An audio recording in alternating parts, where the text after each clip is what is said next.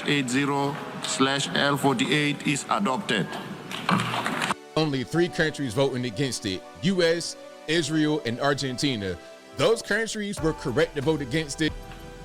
The United States also does not recognize a legal right to reparations for historical wrongs that were not illegal under international law at the time they occurred. I mean, talk about lying on the world stage. When you are trying to identify a harm, you have to be able to say the who, what, when, where, why, and how. Where to start, where to start. As many of you know, the UN made headlines for recently passing a resolution to recognize the trafficking of enslaved Africans and the transatlantic slave trade as the greatest crime against humanity. The resolution isn't just a statement though. It also calls for reparations, restitution of cultural items, and a formal acknowledgement of historical wrongs.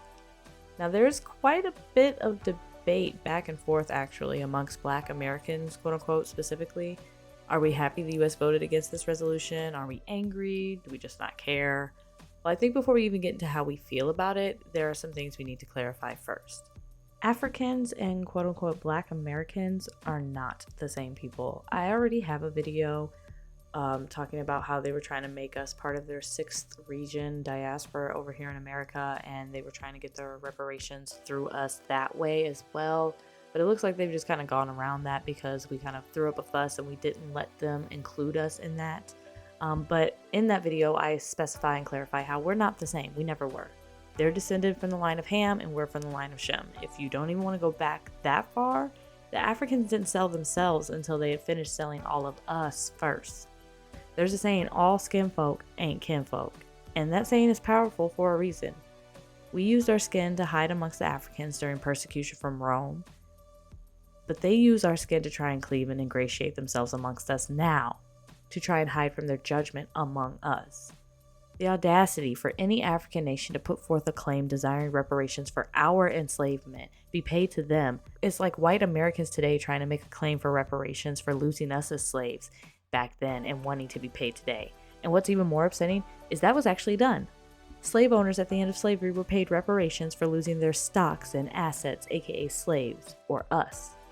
There's a lot going on all around, and you know what? They're all wrong. The United States has a UN ambassador that speaks for the entirety of America, but we, FBAs, ADOSs, Hebrew Israelite, we don't have any ambassador to speak on our behalf in these meetings, domestic or internationally. If we did, we'd tell them all off. The United States government has no right to speak on behalf of their former enslaved and expect us to believe that they will be fair and just in their decisions. African countries have no right to speak on behalf of the ones that they formerly sold. European nations cannot speak on behalf of the commodity that they benefited off of. No one in that room has a right to speak on our behalf in regards to reparations or anything really. We are a nation of our own people that have been cut off from being a nation of people by prophecy. Psalms 83, 3-8 show us how all the nations of the earth took crafty counsel against us. Everyone had a seat at the table except us, but their decisions affected us. Kind of like the UN today, where everyone has a seat at that table except us, and their decisions are still affecting us. Such as their decision as a whole to hide our history, language, and culture from us. How the Most High stated as punishment he would scatter us and wipe the remembrance of us from among men by putting us on ships, and until Yahushua returns, no man shall redeem us. And he just used the other nations as his hand on the earth to fulfill that prophecy. Even they know we're not the same people group, as the U.S. ambassador to the UN, Dan Negreira, stated in his response to the UN when he said they were distantly related to the actual historic victims, referencing the African nations that put together this resolution and put it forth to the UN floor. Second, they're conflating two different issues, theirs and ours. Ours apparently has the stronger socio-political impact and therefore is being used to further their own agenda. The president of Ghana said it himself. They're not looking for reparations in the form of cash payments, but for structural changes within their society, artifact reclamation, a formal apology, and structural changes with trade and proprietary claims on the international floor. These are not items on our list of importance to us. We are demanding restitution in the form of reparations from our own country that directly enslaved us and has kept us as prisoners of war ever since, that being the United States of America. Ours included 40 acres and a mule, being set apart, and being our own people. To be honest, even if we were to say we are the same people and the Africans from all those centuries ago are our direct ancestors, the moment they sold us and we were sailed across those waters, you were dead to us anyway.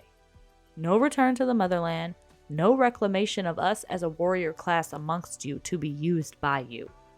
Absolutely not. Third, let's dig a little more into the ambassador's words, shall we? First, his claim was that the UN wasn't set up to establish niche international holidays.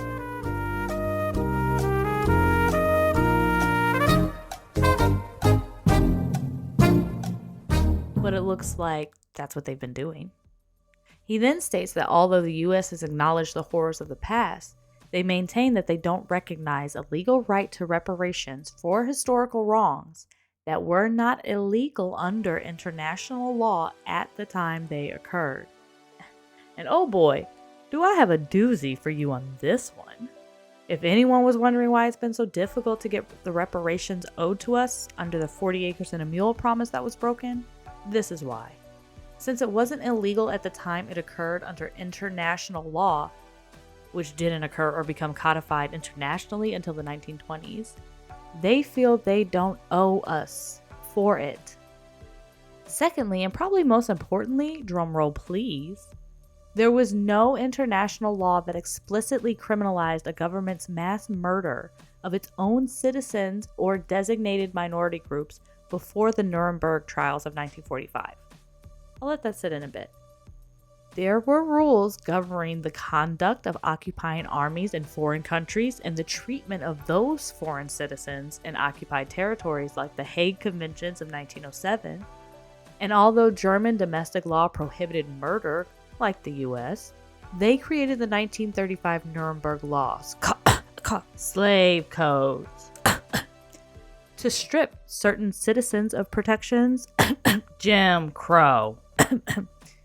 And if I recall, Germany was ordered to pay reparations for what they did over a few years and still do to this day, about $1.4 billion annually. This was when it was codified into national law that genocide was a crime against humanity. But the USA still doesn't believe they should have to pay for the hundreds of years of this treatment to our people. Oh, okay. And finally, he may not be wrong, the ambassador, that the drafters and supporters do seem to believe that the recipients of these reparations would be them and not the actual historic victims. However, the United States then attempts to state they object to ranking crimes against humanity in any type of hierarchy. Sir, this is how crimes are weighed against the scales of justice. There is a ranking, period. The disingenuousness of this claim coming from the most egregious perpetrators of said accusation is astonishing. Every move they've made in retaliatory wars was due to them placing the supposed crimes against the United States from a foreign nation higher than the crimes of the United States committed against same said nations. The statement, this attempted ranking is also simply incorrect as a matter of law, is simply incorrect as there are levels to crimes. There is a hierarchy. Capital murder, murder in the second degree, murder in the third degree, manslaughter, negligent manslaughter, the list goes on. The very law itself is a basis of hierarchy. That's why stealing a pack of gum isn't treated the same as murder, dumbass. To try and blow smoke and mirrors about crimes not having a hierarchy is absurd. The hypocrisy is laughable, and it's also a straw man argument. Consider this quote from Dr. Rashad Ritchie. I want to provide some context because the word enslaved does not provide the proper context for why it is the worst crime against humanity. Not only do you have the legal right, according to the affixed government of the time, to own another human being, you also have the legal right to sexually violate them and murder them, which also means that the word enslaved should also remind you of sex trafficking, human trafficking, and murder, because all of that was allowed. So like you said, if we want to be real and forthright, which is completely beyond the scope of any of these people, it actually is the gravest crime against humanity. Don't forget to like, comment, subscribe. Peace. I mean, talk about lying on the world stage.